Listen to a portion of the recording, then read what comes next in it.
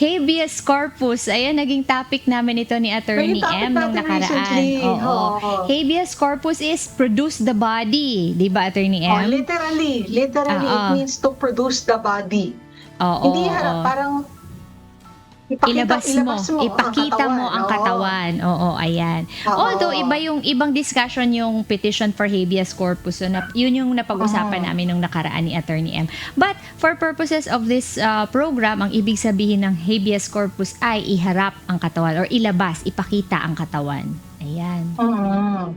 Oh, so usually kasi Attorney Joey, syempre pag nag-file na ng petition for habeas corpus, ang isang tao is presumed to be under detention, Attorney Joey, no? Hindi yung hinahanap mo pa, 'di ba? Na detention siya tapos kino-question mo yung legality ng detention. Kagaya ng pinag-usapan natin nung nakaraang pagtatanghal natin, Attorney Joey, no? So, yun lang, pero kumbaga, yun ang pinakamadaling way to remember ano ba ang habeas corpus.